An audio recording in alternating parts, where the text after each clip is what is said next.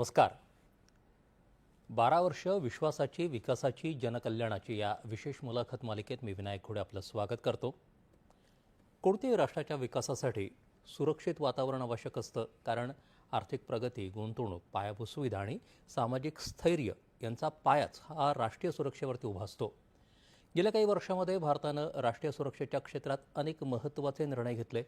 सीमावर्ती पायाभूत सुविधा असतील, दहशतवादाविरोधातल्या कारवाया असतील, संरक्षण क्षेत्रातली आत्मनिर्भरता आणि जागतिक स्तरावर वाढती सामरिक भूमिका यांची सातत्यानं चर्चा होताना दिसते. दुसरीकडे G20 अध्यक्षपद, क्वाडमधला सहभाग, हिंद प्रशांतमधली भूमिका आणि बदलत्या जागतिक समीकरणांमध्ये भारताचं वाढतं महत्त्वही अधोरेखित होतंय. गेल्या 12 वर्षांच्या या प्रवासाकडे कसं पाहायचं, सुरक्षित भारत आणि समर्थ भारत यांचं नातं नेमकं काय आहे, याच विषयावर चर्चा करण्यासाठी आज आपल्यासोबत आहेत संरक्षण विषयाचे ज्येष्ठ तज्ज्ञ ब्रिगेडियर हेमंत महाजन. सर नमस्कार, कार्यक्रमात आपलं स्वागत. नमस्कार सर, राष्ट्रीय सुरक्षेचा विषय म्हटलं की अनेकदा केवळ सीमांवरची परिस्थिती डोळ्यांसमोर येते, पण आज राष्ट्रीय सुरक्षेची व्याप्ती खूप मोठी झाली आहे. गेल्या 12 वर्षांच्या काळाकडे तुम्ही कसं पाहता? असं आहे, राष्ट्रीय सुरक्षा म्हणजे पहिले काय होतं, सीमेवरची सुरक्षा म्हणजे सीमेवरती चीन आहे, सीमेवरती पाकिस्तान आहे आणि थोडाफार आत देशाच्या आत दहशतवाद जो काश्मीरमध्ये चालायचा किंवा ईशान्य भारतात थोडीफार बंडखोरी होती किंवा नक्षलवाद होता किंवा बाकीच्या भारतामध्ये बॉम्बस्फोट व्हायचे. तर हे दोन मोठे पैलू होते, अंतर्गत सुरक्षा आणि बाह्य सुरक्षा याची. परंतु आपण जर आता बघितलं तर आता जी सुरक्षेची जी व्याख्या आहे ही प्रचंड विस्तारली आहे. आता याच्यामध्ये सीमा सुरक्षा आहे, जमिनी सीमा सुरक्षा आहे, याच्याशिवाय समुद्री सीमा जी 7,600 किलोमीटरची आहे ती सुद्धा सुरक्षित ठेवायला पाहिजे, कारण तिथून शत्रू ड्रग्ज वगैरे आत पाठवतात.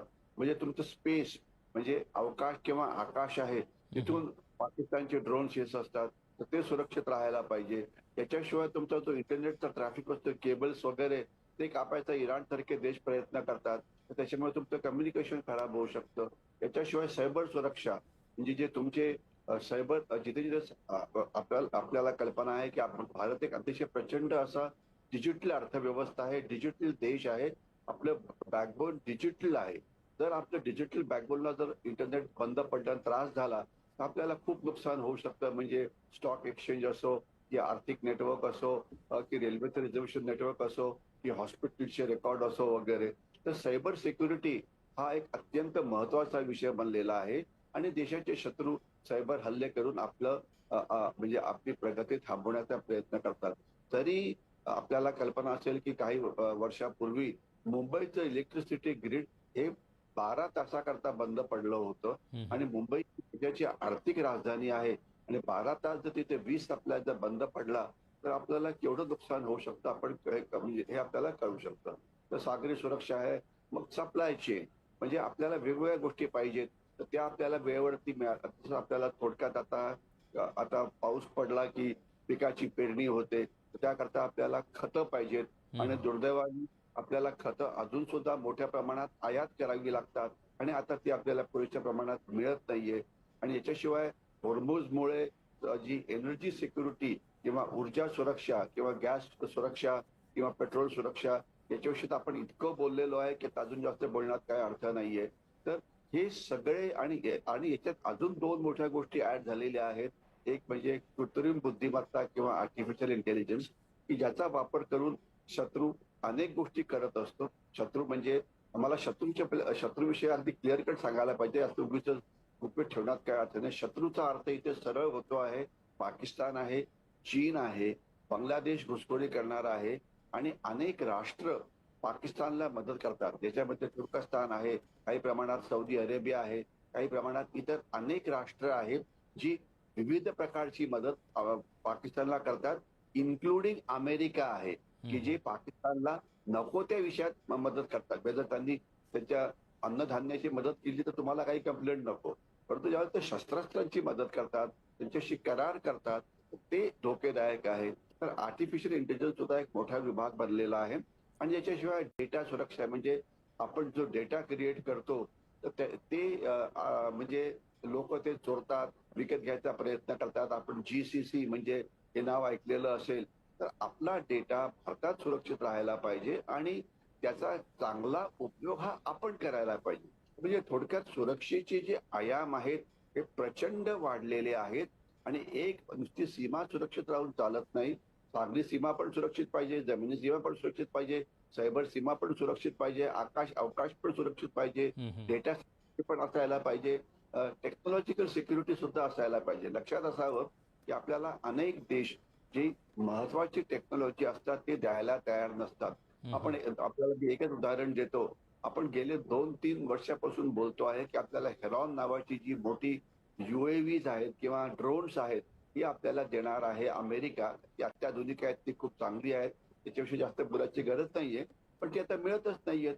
आणि S-400 नावाची जी अँटी एअरक्राफ्ट डिफेन्स सिस्टीम आहे, जी आपल्याला रशियाकडनं मिळणार आहे, त्याच्यामध्ये अडथळे येतात. कारणे वेगवेगळी आहेत अर्थात. म्हणजे हं, हं. ते सुद्धा त्याच्यामुळे सुद्धा आपली सुरक्षा होते. तर त्याच्यामुळे आपल्याला मग आत्मनिर्भरता वगैरे हे अशा सगळ्या गोष्टी पुढे येतात. तर सुरक्षेकडे आपल्याला एक ऑलराऊंड 365 डेजचा व्ह्यू घ्यायला हो, पाहिजे. खूप मोठ्या आणि सगळ्यात व्यापकतेने याला महत्त्वाची आपल्याला पाहायला लागेल सर. तुम्ही जे सर्व उल्लेख केलेत त्यामध्ये खास करून अवकाश म्हणजे उपग्रह, टेहळणी असेल या सगळ्यांचा देखील एक महत्त्वाचा एक इम्पॅक्ट होताना आपल्याला दिसतो. सर या संपूर्ण कालखंडामध्ये राष्ट्रीय सुरक्षेच्या क्षेत्रामध्ये अनेक महत्त्वाच्या घटना घडल्या. मागे वळून पाहिलं तर कोणते बदल सर्वाधिक निर्णायक वाटतात तुम्हाला? बघा, आपण जर मिलिटरी ऍस्पेक्ट बघितले किंवा लष्करी ऍस्पेक्ट बघितले, तर आपल्याला दिसतं की 2015 मध्ये आपण म्यानमारमध्ये जाऊन सर्जिकल स्ट्राईक केला. हं, आणि हं. जिथे दहशतवाद्यांचे ट्रेनिंग कॅम्प होते, त्याला फारशी पब्लिसिटी मिळाली नाही. परंतु ईशान्य भारतातल्या बंडखोरांना मेसेज मिळाला आणि हे 3 वेळा झालं होतं. हं, हं, हं, हं. त्याच्या 2016चा जो सर्जिकल स्ट्राईक होता, हा वेल पब्लिसाइज्ड आहे. मग बाळाकोट नंतर आपण जो सर्जिकल स्ट्राईक केला होता दहशतवादी कॅम्पवरती, तो वेल पब्लिसाइज्ड आहे. मग गलवानमध्ये आपण चीनच्या आक्रमणाला जे परतवून लावलं होतं आणि पहिल्या वेळा 2020 मध्ये चीनी सैनिकांचं रक्त हे सीमेवरती सांडलं. त्यांचे जवळजवळ 70हून जास्त सैनिक मारले गेले. म्हणजे 1979 नंतर चीनी सैनिकांचं रक्त सीमेवरती पहिल्या वेळा सांडलं. कारण त्यांना गलवानमध्ये भारताशी मुकाबला करावा लागला. आपण पण 20 शूर जवान गमावले, ज्याच्यामध्ये कर्नल बाबू होते. त्यांना नंतर मग महावीर चक्र देऊन त्यांचा पराक्रमाची दाद देण्यात आली. पण नुकसान हे चीनला सुद्धा झालं. हं, हं. आणि चीनला कळालं की नुसती दादागिरी करून किंवा इतर दमदाटीची भाषा वापरून भारताशी त्यांना डील करता येणार नाही. भारत जर गरज पडली तर भारत प्रत्यक्ष लढाई सुद्धा करू शकतो. तर गलवान सुद्धा एक अतिशय महत्वाचं होतं. त्याच्याशिवाय ऑपरेशन सिंदूर झालं. ऑपरेशन सिंदूर विषयी खूप आपण बोललेलो आहे. त्याच्यामध्ये 2च मला महत्वाच्या मुद्द्यांविषयी बोलायचं आहे की ऑपरेशन सिंदूरमध्ये आपण दाखवून दिलं की आपण सर्वात महत्वाचं जे सिंदूरचा जो जे महत्वाचा जो मेसेज होता, हं, हं. तो हा की पाकिस्तानच्या न्यूक्लिअर बोगीला न घाबरता आपण पाकिस्तानच्या आत जाऊन त्यांच्या दहशतवादी कॅम्पवरती हल्ला केला. पहिले बरोबर. काय होतं, म्हणजे मला आठवतंय 2014च्या आधी मी अनेक वेळा टीव्ही डिबेट करता आलेलो आहे. एखादा दहशतवादी हल्ला झाला की डिबेट व्हायचं की आणि दरवर्षी 2, 3, 4 दहशतवादी हल्ले होत राहायचे. आणि या दहशतवादी हल्ल्यामध्ये आपल्या देशातले काही एक्सपर्ट्स, ज्याच्यामध्ये मी सामील नाहीये, त्यांचा सूर असायचा की पाकिस्तानने दहशतवादी हल्ला केला, पण तुम्ही आता त्यांच्या विरुद्ध पारंपरिक शक्ती वापरू नका सैन्याची, हं, कारण हं. त्याच्यामुळे पाकिस्तानला राग येईल आणि ते अणुबॉम्बचा हल्ला तुमच्यावरती करतील. म्हणजे आपल्या देशातले तज्ज्ञ आपल्या दूरदर्शनवरती किंवा आपल्या टीव्ही चॅनलवरती आपल्या लोकांना सांगायचा प्रयत्न करते आहे की पाकिस्तानला दहशतवादी हल्ला करू दे, पण त्याचं प्रत्युत्तर तुम्ही पारंपरिक हल्ला करून द्यायचं नाही, कारण ते अणुबॉम्ब टाकतील. म्हणजे पाकिस्तानच्या अणुबॉम्बला घाबरा असा ते मेसेज द्यायचे. आपल्या अणुबॉम्बला मात्र पाकिस्तान कधीच घाबरत नव्हतं. अणुबॉम्ब असताना सुद्धा हे आपल्यावरती हल्ला करायचे. तर ही एक जी बोगी होती, ही सर्वात पहिले थांबवली गेली. तर तो एक भाग झाला. म्हणजे आपण पाकिस्तानची न्यूक्लिअर बॉम्ब असताना सुद्धा पाकिस्तानच्या आत जाऊन हल्ला केला. हा एक मोठा मेसेज होता की याच्यापुढे सुद्धा गरज पडली तर आम्ही असा हल्ला हा करू शकतो. दुसरं महत्वाचा भाग असा असा आहे की आपण जे बघितलं की पाकिस्तानवरती आपण जेवढे हल्ले केले, म्हणजे पारंपरिक युद्ध सोडून द्या, आपण बाकी दहशतवादी अभियानामध्ये हे सगळे पीओके पर्यंत मर्यादित होते, जे पाकिस्तानी ऑक्युपाईड काश्मीरमध्ये. परंतु सिंदूरमध्ये आपण पूर्ण पाकिस्तानच्या आत सगळीकडे हल्ले केले. म्हणजे हं, हं. काही लोक सांगायचे की नाही, इंटरनॅशनल बॉर्डर क्रॉस व्हायला नको, आपण कायदे पाळायला पाहिजे वगैरे वगैरे. पाकिस्तान कुठलेही कायदे पाळणार नाही, पण मात्र आपणच एक अतिशय इथिक्सच्या नावाखालती सगळे कायदे पाळायचा प्रयत्न करायचो. तर ते आता आपण सगळीकडे पंजाबमध्ये, पाकिस्तानच्या पंजाबमध्ये आपण हल्ले केले. आणि सर्वात महत्वाचं आपल्याला माहिती असेल, पाकिस्तानची जी राजधानी आहे रावळपिंडी, त्याच्याजवळ नूरखान एअर बेस आहे. नूरखान एअर बेसवर आपण हल्ला केला, जिथे हम्म. पाकिस्तानचे अणुबॉम्ब होते. आणि म्हणजे त्याच्यामधले काही नक्कीच डॅमेज झाले असावे, अशा प्रकारच्या बातम्या येत आहेत. म्हणजे आपण त्यांच्या राजधानीवरती हल्ला केला न घाबरता, कारण जर गरज पडली तर त्यांनी पण आपल्यावरती हल्ला केला असता. पण आपल्याकडे एवढा आत्मविश्वास होता की आपण हल्ला करू. त्यांनी जर प्रति हल्ला केला तर आपण त्याला प्रॉपर जबाब देऊ, जो जो त्यांनी करायचा प्रयत्न केला. आणि आपण त्यांचे सगळे हल्ले हे पडताळून लावले. म्हणजे तर मूलभूत हे सर आपल्याकडे मानसिकतेमध्ये जो मोठा शिफ्ट झाला, जो मोठा बदल झालेला दिसतो, त्याच्यामुळे एकूणच वातावरण बदलून गेलेलं दिसतंय. जसं सिंदूरचा आपण उल्लेख केलात किंवा त्याआधी झालेले सर्जिकल स्ट्राईक असतील, पूर्ण दृष्टिकोन बदलणारं, धैर्य आणि सामर्थ्य याची पूर्ण जाणीव करून देणारी या सर्व महत्त्वाच्या घटना आहे. त्याचवेळी पायाभूत सुविधांमध्ये देखील फार मोठा बदल होताना दिसतोय संरक्षणदृष्ट्या. सीमावर्ती भागांमध्ये रस्ते असतील, बोगदे, पूल, हवाई पट्ट्या आणि इतर सुविधा मोठ्या प्रमाणावरती उभारल्या गेल्या आहेत. या पायाभूत सुविधांचा प्रत्यक्ष सुरक्षा व्यवस्थेवरती किती परिणाम होतो? अ, पहिला तुम्ही एक मुद्दा रेज केला की मानसिकता बदलली, ते अतिशय महत्वाचं असतं. दोन मुद्दे असतात की एखाद्या देशाकडे असणारी शक्ती. शक्ती तर निर्माण व्हायलाच पाहिजे. तुमच्याकडे बंदुका पाहिजे, तोफा पाहिजे, सैन्य पाहिजे, वेपन पाहिजे. पण त्याच्यानंतर दुसरं जे महत्वाचं असतं, राजकीय नेतृत्व आणि मिलिटरी नेतृत्वाची हिंमत त्या शक्तीला वापरायची. म्हणजे अनेक आपल्याला आठवत असेल, ज्यावेळेला पहिले दहशतवादी हल्ले व्हायचे, तर आणि त्यावेळेला आपण आपलं कधी हवाई दल कधी वापरलं नाही किंवा नौदल वापरलं नाही. मला अजून सुद्धा आठवत आहे की हम्म. फारुख अब्दुल्ला, जे त्यावेळेला काश्मीरचे मुख्यमंत्री होते, त्यांनी एक स्टेटमेंट दिलं होतं की आपलं म्हणजे हे जे इतर मोठी दलं आहेत, नौदल असो की एअरफोर्स असो, हे काय फक्त 26 जानेवारीला परेड करण्याकरता आहेत का? त्यांचा प्रॅक्टिकली देशाच्या सुरक्षेकरता काही उपयोग होऊ शकत नाही का?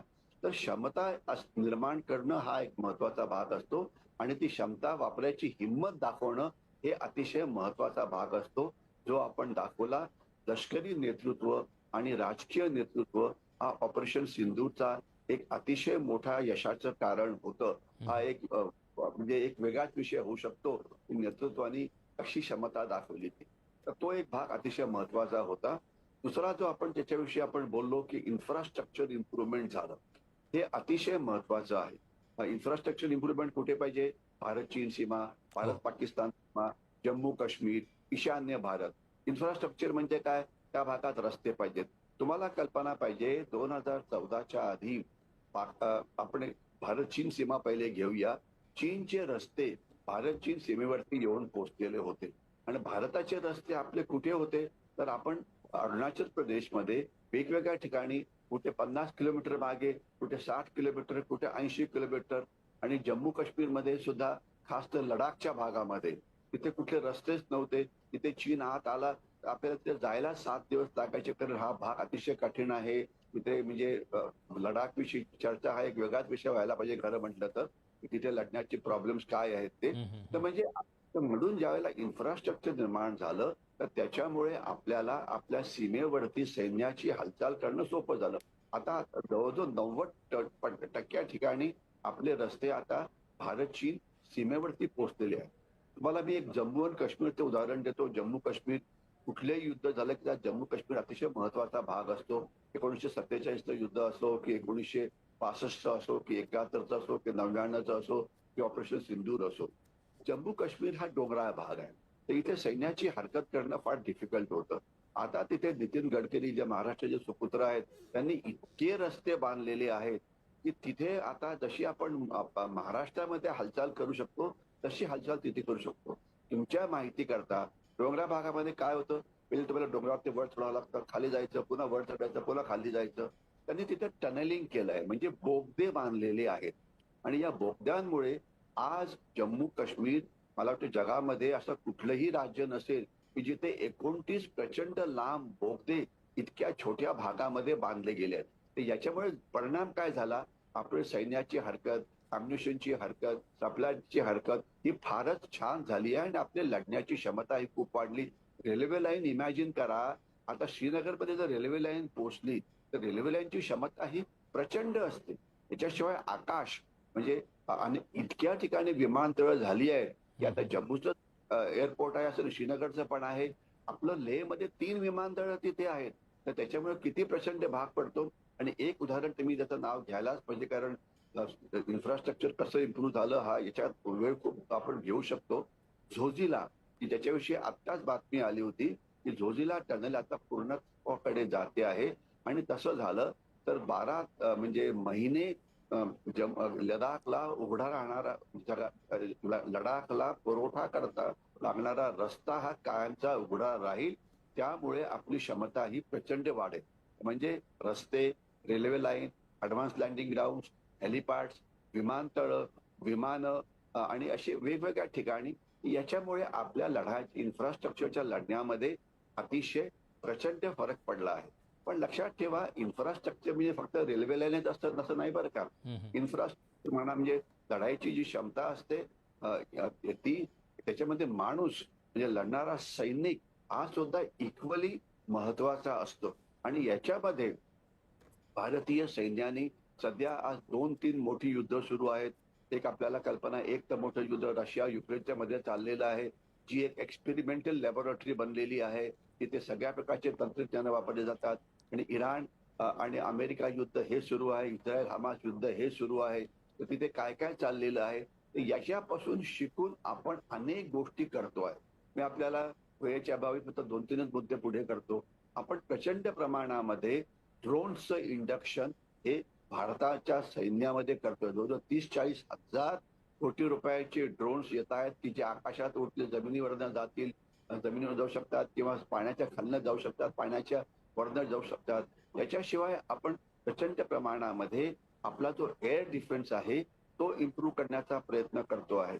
आपण म्हणजे ज्याला म्हणायचं की माणसांचं ऑर्गनायझेशन आपण अतिशय चांगल्या पद्धतीने करतो आहे. तुम्ही रुद्र ब्रिगेडचं नाव ऐकलं असेल, भैरव बटालियनचं नाव ऐकलेलं असेल.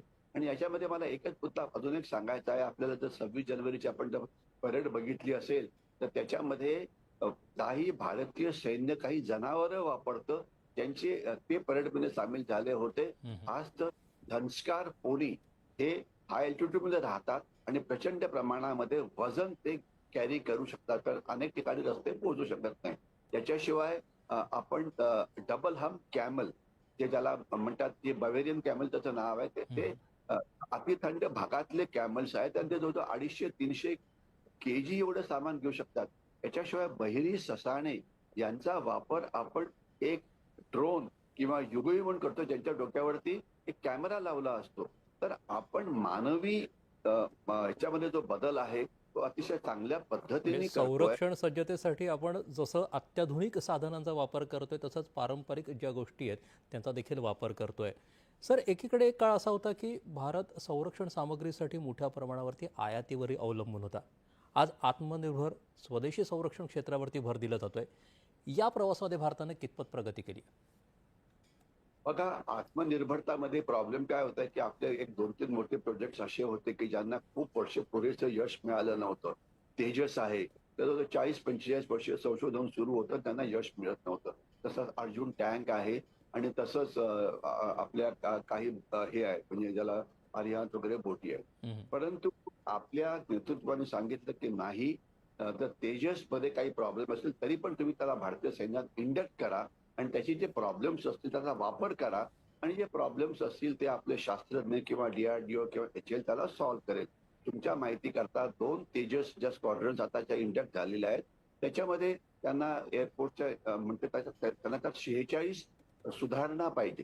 त्याच्यातल्या 40 सुधारणा या एचएल किंवा डीआरडीओने केलेल्या आहेत की त्याला तेजस मार्क पण अशा त्या विमानात झालेल्या आहेत. आणि दुसरं जे आहे 6, त्या काही या विमानामध्ये होऊ शकत नाही, कारण त्याच्याकरता तुम्हाला जे त्याचं म्हणजे जे स्ट्रक्चर असतं ते वेगळंच लागेल. तर ते तेजस मार्क 2 नावाचं जे विमान आहे आणि त्याच्यामध्ये ते होणार आहे. म्हणजे काय, आपल्याला आपल्या शास्त्रज्ञांवरती थोडाफार विश्वास ठेवायला पाहिजे. एखाद्या वेळेला ते अमेरिके इतके ब्रिलियंट नसतील किंवा इस्रायल इतके ब्रिलियंट नसतील, दोनच देशाचा आपण म्हणतो, इस्रायल किंवा अमेरिका. पण आणि शेवटी त्याला हळूहळू आपण प्रगती करायला पाहिजे. कारण जी हाय एंड टेक्नॉलॉजी असते ती तुम्हाला कुठलाही देश देत नाही. उदाहरण मी मगाशी सांगितलं हेरॉन ड्रोन हम्म. अतिशय उत्कृष्ट आहे, पण ते अमेरिका तुम्हाला द्यायला तयार नाहीये. हो. S-400 सिस्टीम खूप चांगली आहे, पण ती यायला वेळ लागतो आहे, वगैरे वगैरे. तर म्हणून जी हा एक टेक्नॉलॉजी मिळत नाही, खास तर विमानं, हम्म. अणुभट्टी वगैरे, तर ते आपल्याला करावं लागेलच. तर बरोबर. तो एक फरक होतो आहे. आणि याच्याशिवाय दुसरी गोष्ट आपण अशी केली की मेक इन इंडिया भारतात बनायला पाहिजे, हे सगळ्यांना माहिती आहे. पण मग ते भारतात बनत का नव्हतं? तर देशामध्ये आपण फक्त पब्लिक सेक्टर अंडरटेकिंग किंवा त्याला DPSU म्हणतात, डिफेन्स पब्लिक सेक्टर, ज्यांना आत घेतलेलं होतं आणि तेच फक्त संशोधन करायचे, म्हणजे हम्म. HAL विमानं बनवेल. आता म्हणजे थोडक्यात सांगायचं म्हणजे गव्हर्नमेंट संस्था, थोडंसं तुम्हाला ऐकून वाईट वाटेल, त्यांची एफिशियन्सी ही प्रायव्हेट सेक्टरपेक्षा नेहमीच कमी असते. तर तुम्ही आता बघितलं असेल की आता 5th जनरेशन एअरक्राफ्ट करता आपण 3 कंपन्यांना शॉर्टलिस्ट केलं आहे आणि तिन्हीही प्रायव्हेट कंपनीज आहेत. टाटा आहे, लार्सन टोब्रो आहे आणि मला वाटतं भारत फोर्ज आहे. खाजगी भारत फोर्ज क्षेत्राला म्हणजे देखील यामध्ये सामावून प्रचंड घेतल्यामुळे आपण त्याचा वेग वाढलेला आपल्याला दिसतोय सर. अगदी अगदी म्हणजे खाजगी क्षेत्रांनी एवढं एका वाक्यात सांगायचा प्रयत्न करतो, हम्म. ज्या तोफा भारत फौज बनवतोय ते वर्ल्ड क्लास आहेत त्या. हम्म. लार्सन आणि टोब्रो म्हणजे ज्या जहाजं बनवतात, कोस्ट गार्ड करता, जी डेट म्हणतात ते त्याच्या पहिलेच देतात आणि कमी किमतीत देतात. म्हणजे सर, मग 650 कोटी. यामुळे जे संरक्षण क्षेत्रातली जी निर्यात वाढताना दिसते, तर याचं कारण हेच असेल, कारण मग संरक्षण उत्पादन आणि निर्यात यांचा देशाच्या सामरिक सामर्थ्याशी कसा संबंध असतो हे पण थोडक्यात तुम्ही सांगू शकाल? बरोबर आहे. आपल्याला आत्मनिर्भर भारत हा एक भाग झाला. जेवढ्या निश टेक्नॉलॉजीज असतात किंवा ज्या हाय एंड टेक्नॉलॉजी असतात त्यात आपण एक आत्मनिर्भर व्हायलाच पाहिजे आणि ज्याच्यामध्ये पब्लिक सेक्टर अंडरटेकिंग हे एक मोठं रोल प्ले करतं आहे. आणि दुसरं आहे की निर्यात करणं. निर्यात करणं हे अतिशय महत्वाचं असतं, कारण याच्यामुळे आपल्याला पैसे मिळतात आणि ज्यावेळेला आपली शस्त्र इतर देश वापरतात, तर त्यावेळेला त्या शस्त्रांचे काही ज्या प्रॉब्लेम्स असतील तर ते आपल्याला कळतात. एक उदाहरण देतो, ब्रह्मोस. आता हम्म. ब्रह्मोस ते पण घेतलेला आहे. ब्रह्मोस इंडोनेशिया पण घेणार आहे आणि हे सगळे चीनच्या विरोधात वापरणार आहेत. ते आता हे वापरले जातील. त्याच्यात जर काही प्रॉब्लेम असेल तर त्याच्यामध्ये सुधारणा करण्याकरता आपल्याला फार चांगली ही अपॉर्च्युनिटी आहे. म्हणजे म्हणून आपण जेवढी निर्यात वाढवू शकतो तेवढी वाढवायला पाहिजे, की हम्म. ज्याच्यामुळे आपली शस्त्र ही वर्ल्ड क्लास आहे, हे पुन्हा पुन्हा सिद्ध होईल. बरोबर. कारण हे जगात आज 60 ठिकाणी युद्ध सुरू आहेत. तर हम्म. ज्यांना ज्यांना तोफखाना पाहिजे, जी राष्ट्रांना आपल्याकडनं वेपन्स पाहिजे, ती आपण त्यांना द्यायलाच पाहिजे आणि त्यांना जे प्रॉब्लेम्स येतात त्याच्यामध्ये सुधारणा करून आपण आपलं जे प्रॉडक्ट आहे हे अजून इम्प्रूव्ह करायला पाहिजे. आणि आपण आपलं प्रॉडक्ट हे केवढं जास्त इम्प्रूव्ह व्हायला पाहिजे, त्याला हम्म. काही एक बेस आहे का? तर आहे. अतिशय सिंपल साधा बेस आहे. आपली शस्त्र ही पाकिस्तानच्या शस्त्रापेक्षा किंवा त्याच्यापेक्षा जास्त चीनी शस्त्रांपेक्षा जास्त इफेक्टिव्ह असायला पाहिजे. म्हणजे हम्म. कॉम्पिटिशन शस्त्रास्त्रांमध्ये आत्मनिर्भर भारतमध्ये डिफेन्स म्हणजे एक्सपोर्टमध्ये सर, संरक्षण सामर्थ्य आपल्याला वाढवतानाच अर्थव्यवस्था देखील त्याला कशी गती मिळेल आणि देश सर्वांगानं कसा पुढे जाईल यावरती बघायला हवं. सर, जिथे लष्करी सामर्थ्य महत्त्वाचं असतं त्याचवेळी मुत्सद्देगिरी पण तितकीच महत्त्वाची असते. भारत एकाच वेळी जागतिक पातळीवरती आपलं एकूण दबदबा निर्माण करताना दिसतोय, एक आपलं अस्तित्व कायम करताना दिसतोय. क्वाड असेल, हिंद प्रशांत क्षेत्र असेल, G20 आणि इतर बहुपक्षीय मंचांमध्ये भारताची भूमिका अधिक ठळक झालेली दिसते. या सहभागाचा भारताच्या दीर्घकालीन राष्ट्रीय हिताशी कसा संबंध वाटतो तुम्हाला? असं आहे की डिप्लोमसी हा एक एक पॉवरफुल वेपन, याच्यात काही डाऊट नाहीये. आणि आपल्याला जास्तीत जास्त राष्ट्रांशी मैत्री करून आपलं म्हणजे जे सर्वसमावेशक जी शक्ती असते ती वाढवायला पाहिजे. मग ते इकॉनॉमिक सामर्थ्य असो, डिफेन्स एक्सपोर्ट असो, इम्पोर्ट असो, टेक्नॉलॉजी ट्रान्सफर असो, की काही पण कुठल्याही देशाकडनं जे काय आपल्याला फायद्याचे मिळू शकेल ते आपण घ्यायला पाहिजे. जर तुम्हाला स्कॅन्डिनेव्हिया सारखा एक छोटासा देश हे कुठल्या तरी कोपऱ्यात लपलेला आहे, तो तुम्हाला जर चांगले अजून ड्रोन देत असेल तर आपण घ्यायला पाहिजे. म्हणजे best technology from wherever possible in the least price म्हणजे. तर ते डिप्लोमसीचा वापर आपण करून आपण सगळ्यांशी मैत्री निर्माण करायचा प्रयत्न करतोय. आणि दुसरं, डिप्लोमसीमध्ये आपण अनेकांना सांगितलं की डिप्लोमसी ही म्हणजे ए विरुद्ध बी असं नसते. म्हणजे डिप्लोमसीचा अर्थ फक्त पॅलेस्टिनलाच हो म्हणायचं, इस्रायलशी संबंध ठेवायचे नाही, हा वेडेपणा आहे. कारण इस्रायलची टेक्नॉलॉजी एवढी वर्ल्ड क्लास आहे की ती जर आपण घेतली आणि इस्रायल टेक्नॉलॉजी द्यायला तयार आहे. अमेरिकेची पण टेक्नॉलॉजी वर्ल्ड क्लास आहे, पण ते द्यायला तयार नाहीत. ठीक आहे. इस्रायल तयार आहे कारण त्यांना पैसे कमवायचे आहेत. तर म्हणून इस्रायलशी तुमची मैत्री जरुरी आहे. पण याचा अर्थ असा नाही की आपण पॅलेस्टीनकडे दुर्लक्ष करतो, तसं नाहीये. तसंच युक्रेन युद्धामध्ये काही लोक आपल्याला ऍडवाइस करण्याचा प्रयत्न करत होते की तुम्ही तेल विकत घेऊ नका रशियाकडून. कारण काय, रशिया आणि युरोपचं युद्ध सुरू झालं आहे. मला वाटतं तिथे आपण एक डिप्लोमसीची कमाल करून दाखवली. हो. आपण रशियाकडनं रेकॉर्ड कच्चं तेल विकत घेतलं. युरोपची पहिले म्हणजे युरोप नाही नाही म्हणत होतो तरी पण आपण ते साफ केलं आणि युरोपलाच विकलं आणि युरोप रशियाशी लढत आहे. म्हणजे रशियाचं कच्चं तेल युरोपला विकायचं ते एकमेकाशी भांडतात. त्यांना अक्कल आली की अरे हे भारताकडून डिझेल आणि पेट्रोल घेणं हे कॉस्ट इफेक्टिव्ह आहे. म्हणून मग ते चूप बसले. तर पहिले खूप आरडोरडा करत होते आणि तसंच मग नंतर अमेरिकेला अक्कल आली की अरे व्हेनेझुएलाचं तेल नुसतं ठेवून काय फायदा आहे, तर कुठेतरी विकत तर घ्यायलाच पाहिजे. मग बरोबर. व्हेनेझुएलाचे प्रेसिडेंट इकडे आले आणि एक अतिशय मोठा करार झाला आहे ज्याचा लॉंग टर्म इफेक्ट हे खूप चांगले होणार आहेत. जागतिक पातळीवर देखील आपण मुत्सद्देगिरीनं खूप चांगली पावलं उचललेली दिसतात. सर, आपण जसं सुरक्षा म्हटलं की आत्तापर्यंत आपण एकूण देशाच्या बाहेर आपल्या सीमेच्या अंतर्गत म्हणा, सीमेच्या बाहेरच्या दिशेनं काय काय आपल्याला कसं कुंपण घालायला पाहिजे आणि देश सुरक्षित करायला पाहिजे याच्यावरती बोललो. देशांतर्गत सुरक्षा देखील फार महत्त्वाचा भाग असतो. अगदी थोडक्यामध्ये सर, की नक्षलवादासारखा प्रश्न असेल, उग्रवादासारखा प्रश्न असेल, त्या सगळ्यावरती खूप चांगल्या प्रकारे मात केलेली दिसते. त्याकडे तुम्ही कसं पाहता? बघा, थोडक्यात सांगायचं म्हणजे की अंतर्गत सुरक्षेची आव्हानं ही खूपच महत्वाची आहे आणि 4 मोठी आव्हानं आपल्या समोर होती. एक आव्हान म्हणजे जम्मू काश्मीरमध्ये चाललेला दहशतवाद आणि त्याच्यामध्ये गेल्या काही वर्षामध्ये आपण जवळजवळ कंबरड मोडलेला आहे आणि दहशतवाद हा जवळजवळ तिथनं म्हणजे त्याचं निर्मूलन झालेलं आहे. पण तरी पाकिस्तान प्रयत्न करत राहीलच. हो. पण कंबरड तोडलं. दुसरा जो मोठा चॅलेंज असतं ते म्हणजे ईशान्य भारतातले बंडखोर. त्यांचं पण भारतीय सैन्याने पूर्णपणे कंबरड मोडलेलं आहे. पण चीन मात्र कधी मणिपूर, कधी असं त्यांना काहीतरी घुसपट काढायचा प्रयत्न करेल, पण तो मोठा प्रॉब्लेम झालेला आहे. तिसरी गोष्ट जी आहे नक्षलवाद किंवा ज्याला नक्षलवाद किंवा माओवाद किंवा डावा दहशतवाद किंवा लेफ्ट विंग एक्स्ट्रीमिझम, ही जी वेगवेगळी नावं आहेत, तर त्याचं सुद्धा आता आपण जवळजवळ कंबरड मोडलेलं आहे. आणि आता जंगलातला जो नक्षलवाद आहे तर तो आता जवळजवळ नष्ट झालेला आहे. परंतु ज्याला अर्बन नक्षल किंवा शहरी नक्षलवाद म्हणायचा तर तो मात्र अजून चालू आहे. त्याच्याकडे आपल्याला बघावं लागेल. म्हणजे आता जे शत्रू येतील ते हातात बंदुका घेऊन येणार नाहीत, बॉम्ब घेऊन येणार नाहीत. ते हातात लॅपटॉप घेऊन असतील. ते एनजीओ म्हणजे संघटना असतील, जिहादी प्रवृत्तीच्या संघटना, डाव्या संघटना, ज्याला देशाला बंद पाडायचं आहे. म्हणजे आता देशाचे रस्ते बंद करणं हे एक मोठं म्हणजे टॅक्टिक्स शत्रूकडे आहे. कारण त्या देशातले जे रस्ते असतात, शहरात येणारे रस्ते, ते रक्तवाहिन्या असतात. एक रस्ता जर बंद पडला पुण्याला येणारा, तर त्याच्यामुळे महागाई वाढू शकते. आणि आपल्याला आठवत असेल की आपले काही रस्ते दिल्लीला येणारे, खास नॅशनल कॅपिटल रिजन मध्ये जवळजवळ 2, 3, हो. 4 वर्ष बंद पडले होते. मग आपण ते उघडले ते. तर हम्म. म्हणजे देशाच्या आत अराजकता माजवायची आणि काहीतरी कारण काढून लोकांना आंदोलनं करायला भाग पाडायचं, हे एक मोठं आव्हान आहे. पण आणि एकूण या लोकांना सगळ्यांवरती सर, बाह्य सुरक्षा देखील आणि अंतर्गत सुरक्षा देखील, या सगळ्यावरती एकूण खूप चांगल्या प्रकारे नियंत्रण मिळवलेलं दिसतंय. सर, राष्ट्रीय सुरक्षा, सीमावर्ती विकास, संरक्षण, आत्मनिर्भरता, सामरिक मुत्सद्देगिरी आणि भारताच्या जागतिक भूमिकेबाबत आपण अतिशय महत्त्वाचे मुद्दे मांडले. सुरक्षित भारत आणि समर्थ भारत यांच्यातले संबंध अधिक व्यापकपणे समजून घेण्याची संधी या चर्चेतून मिळाली. कार्यक्रमात सहभागी झाल्याबद्दल सर आपले मनापासून आभार. आजचा भाग इथे संपला. पुन्हा भेटूया पुढील भागात. नमस्कार.